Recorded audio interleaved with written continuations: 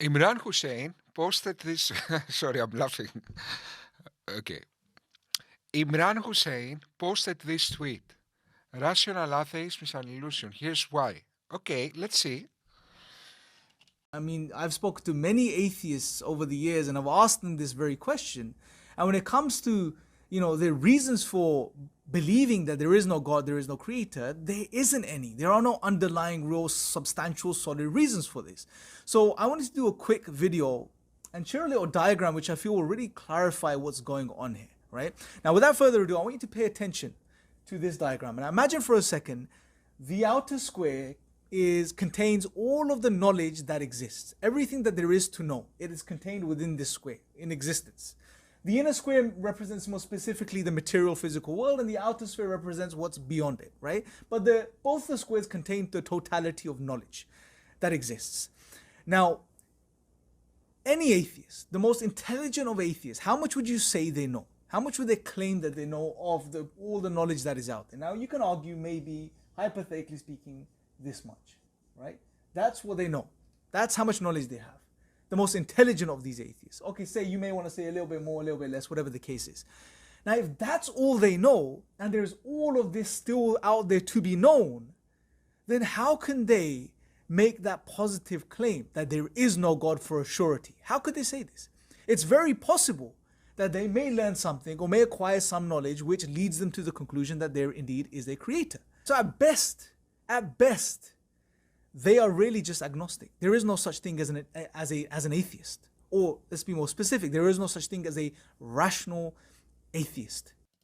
First of all, an atheist is the one who doesn't believe in God, not who knows for a fact God doesn't exist. So at best, they are really just agnostic. There is no such thing as an atheist. Agnostic is the one who hasn't got confidence in his conviction whether God exists. Both atheism and agnosticism addresses belief, not absolute certainty, and they differ in the level of confidence in the belief that God exists.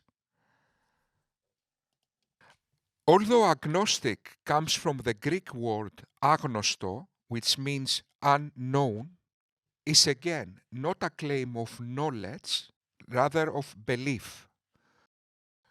So agnostic is the one that is not confident in the conviction whether God exists or not. Now, in your example, your error is that you are addressing absolutes and not effective reasoning. We don't believe everything until it is proven. We believe things we have good reasons to do so. Let's say Mohammed said that there is a pink dragon with butterfly wings at the dark side of the moon. Humanity will not consider that a fact until we take a rocket, go to the dark side of the moon and check. Just because Mohammed woke up one day and said, I took a flying donkey and I went to the seventh heaven and negotiated with God prayers, that doesn't mean humanity will consider that a fact until we check all the cosmos to find a flying donkey. I mean, what kind of insane reasoning is that? You need to demonstrate if your claim is true. So, Imran, you don't understand the burden of proof and you have a huge gap in epistemology. If I had this kind of epistemology, I would have been worried if what I believe is true. But not only in epistemology you fail, you practically fail because there are things in our limited knowledge that make certain claims highly unlikely or even impossible. For example, what if Islam said God is a square circle? Even if we don't know everything, we can conclusively say Islam is not true. I mean, and let's take another example. According to what you said, because we don't know everything, that means we cannot say with confidence the earth is a sphere. Do we really need all the information in the cosmos to be confident the earth is a sphere? No, that can't be right. Now, Imran, I can return this dilemma. You are making this argument from the time you made this debate. It was about 2 years ago. You had 2 years and still you cannot understand what is wrong with this argument.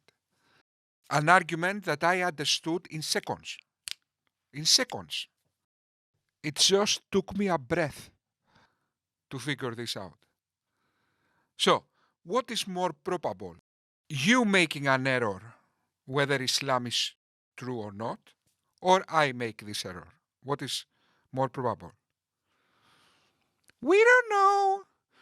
Imran, to help you, my friend, really, there are certain things people are good at. I am dreadful in many things. Many things. For example, I live in an island and I cannot remember roads. All my life I lived in the same island, and if you and I get lost with my car. Okay. I cannot act in circumstances of panic, like I'm demonstrating right now. In circumstances of panic, I lose it. That's why I might not be good in debates. But I am very, very good in this part, Imran. I never make mistakes, my friend. So let me help you with that, my friend. The probability Islam being true is 0, Imran. Not even 1 in a tetrasecazillion. What we need to assume if Islam is true is that the universe and the cosmos is a bad joke of an evil goofy. Okay. Impossible. Not even 1 chance in a tetrasecazillion, my friend. The level of confidence Islam demands, okay, doesn't fit with the level of evidence it provides. The gap is so amazingly big that its theology breaks down. Okay, so we necessarily need to assume the cosmos is a bad joke of an evil goofy. Now, why that cannot be true? Because an evil goofy cannot be God. Because if you have the intelligence of God, you cannot be evil.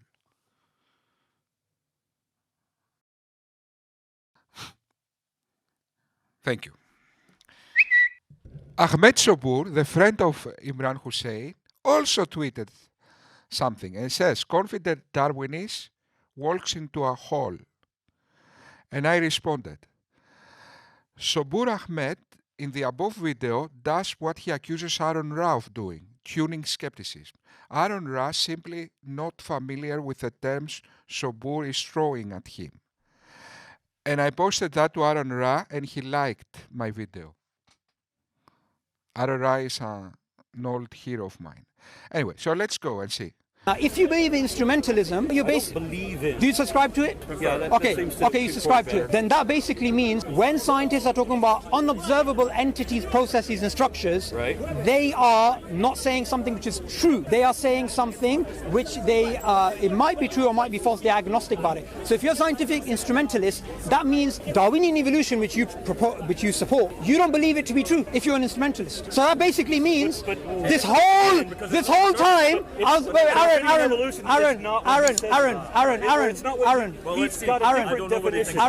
know what you just did? I made a little hole, you walked into. So, you made a little hole and he walked into it. We'll see about that in a second.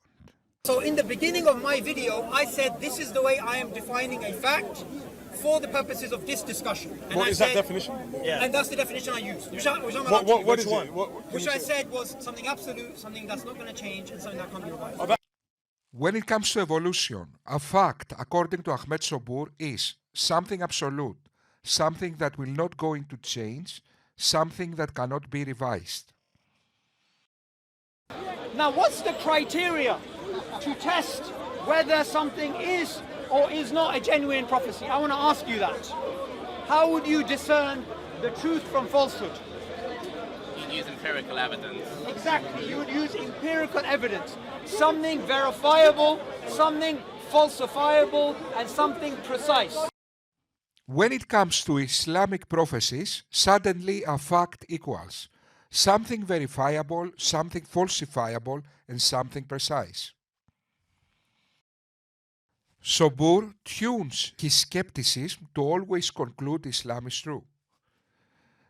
Overstating reason and evidence when it fits his argument, understating reason and evidence when it doesn't fit his argument, or destroy completely the foundations of reason and evidence when his argument is hopeless.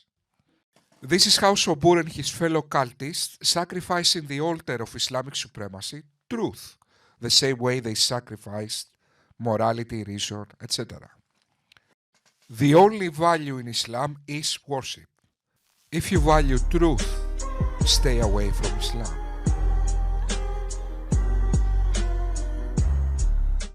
In case you missed what happened, Subboor, you accused Aaron Ra of tuning skepticism just because he didn't know the philosophy of science terms that you were throwing at him. Yet, what we actually saw, you in fact tuning your skepticism, because you alter the definition of what is a fact in relation to what we want to do each time. When you are to undermine evolution, a fact is something absolute, something that is not going to change, and something that cannot be revised. If you want to overstate Islamic prophecies, a fact is something verifiable, something falsifiable, and something precise. Okay, so you are doing, in fact, what you accuse Aaron Ra of doing. Aaron Ra just didn't know the terms. Okay, Subboor. Good night.